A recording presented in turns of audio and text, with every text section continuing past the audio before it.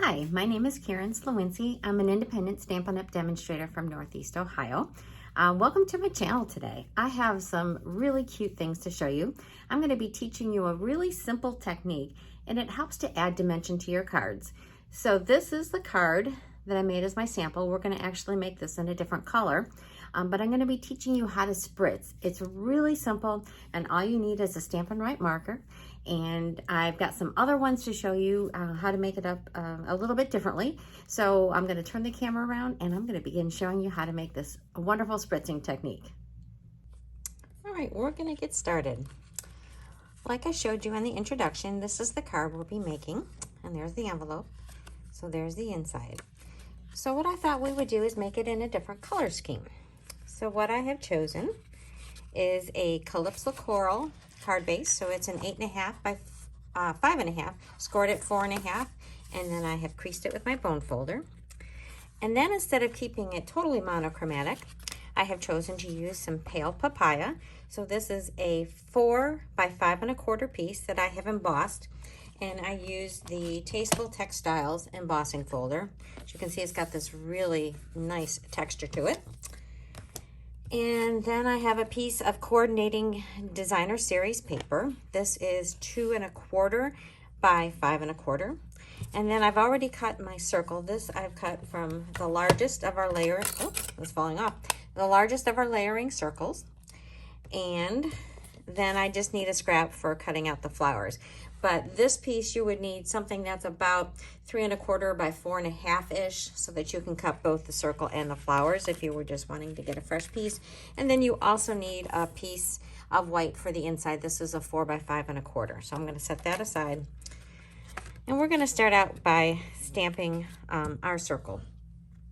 So we are using Granny Apple Green, Calypso Coral, and Pale Papaya today. And the stamp set that I'm featuring, actually it's the bundle, is Sweet as a Peach. So this has dies that come with it. And so these are the dies. So we're going to be using the flower dies on this one. So I'll take that out. And we're going to start out by stamping our leaves on this. So this is a really simple card. And we're just going to ink up our leaves. And I hope that if you like this video today, you will give me a thumbs up and you will share it with some of your friends and subscribe. And I love seeing your comments. I've had some very nice comments lately, so I do appreciate that very much. So thank you. All right, so that's it for the Granny Apple Green. So now this is where we get to our spritzing technique. And I'm going to grab a piece of paper to protect my work surface. Actually, I'm going to move this other stuff totally out of the way because I do not want to get any spritzing elsewhere. And so what we're going to do is we're going to take our Stampin' Write marker. Now the nice thing about this is you can buy the black Stampin' Write marker individually. You can buy all the other ones that come in our color families as a color family, but this one you can get individually. So this is a great one. So this is the fine tip end, which you would use for writing, and this one is a brush tip end. This is the end that we're going to use. So I'm going to move this up a little bit, and I'm going to take my cap, and I take this brush tip, and I'm going to put the tip against the edge of this, and I'm going to flick it. And you can see you get these wonderful sprinkles. I'll hold this up so you can see it. And it's totally random. So sometimes you get a whole lot, sometimes you get just a little bit. It's a little bit hard to control. So I would suggest that you practice a little bit with it before you go ahead and just go ahead and start spritzing everything. But once you get the hang of it, you're going to see it looks really, really cool. All right, so next what we need to do is stamp our flowers. So I'm going to stamp them in our Pale Papaya. So we're going to ink this up, and we're just going to stamp them. And then the centers we are going to stamp. Oh, I don't think I got my little center out, so I'm going to get my little center from my stamp set. It's just a little tiny little, I don't know, it sort of looks like a bottle brush thing. And I'm going to stamp that in my Calypso Coral in the center of my flowers. and that's going to tie the two colors together. So that looks great. And then I'm going to need that, so I'm going to leave that one out. And then what we're going to do is we're going to put our die in here, take it over to the Stampin' Cut and Emboss machine and cut it out. But I already did that ahead of time, so I would save us a little bit of time on the video. And so here are my flowers cut out. Then I think we need to pop them up with dimensionals. So I'm going to use a mini dimensional on each of these flowers. Turn those over. Oops, I think I grabbed two at once on this one. And one more. And then we are going to stick these down on our card. If I can just get that backing off. But I think before I do that, I want to stamp my saying. So I want this to be positioned like that orientation on my card. And this says, "Let's celebrate you." So I'm going to ink that up in our Calypso Coral. And I'm going to just stamp that right down here. That looks wonderful. All right. Now I can close up this Calypso Coral. And we can stick our flowers down. So I think I want the largest of the flowers over here. And this is such a great stamp set because you can have peaches and you can have flowers, and then you can do what I'm doing here. You can pop them up. You could stamp directly in the gaps. It's just very, very easy to use. And there we have our sentiment. So now we're ready to assemble our card.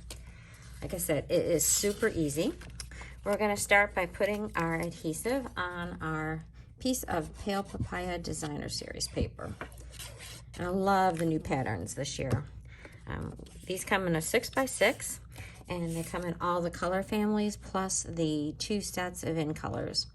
So I'm going to just position that, it doesn't really matter, but it's about 3/4 of an inch from that end. And then I'm going to take my card, make sure I've got it open the right way, and I'm going to mount this directly onto my card base. And whenever I have something that's textured with an embossing folder, I tend to put just a little bit more adhesive on it. Just because of that texture, I want to make sure that we have a really good adhesive surface or adhesion to our card base. All right, now it's time for some regular dimensionals, and we are going to pop this one up. So this one I'm going to have 4 dimensionals. Make sure they're good and stuck. I was so excited about these cards. They just came out so cute, and you're going to love the samples I made. So I'm just going to position that there. Now all we have left to do is our inside. So on this one, I thought I would take our Pale Papaya, and it's fairly light. On my sample, when I was using my Highland Heather, I stamped off. But on this one, because the Pale Papaya is such a light color, I'm just going to stamp that without stamping off right there in the middle. And then I'm going to take the Happy Birthday, which comes from the set as well, and I'm going to stamp that in our Calypso Coral. So get that inked up and go right over the flowers like so. I tell you, I have a lot of birthdays in the summertime, so that's why you've seen me make a lot of birthday cards during my videos, because I have so many of them to send. So I'm going to just glue this down, and then I've got some really cute examples. I will show you also what I did with the envelope, because it's always fun. Make sure I've got this the right orientation. It's always fun to decorate your envelope. When people get a pretty envelope in the mail, they are just so excited because they know that they're getting something special on the inside. So there's our card. Here was my sample that I made. And this one, I said, I kept it all monochromatic. This was all done in the Highland Heather, and then I stamped with Gorgeous Grape for the inside. And then on the inside, I stamped off with the Highland Heather. And then for my envelope, I just added It's Your Day and those tiny little flowers around it. Who wouldn't love getting that?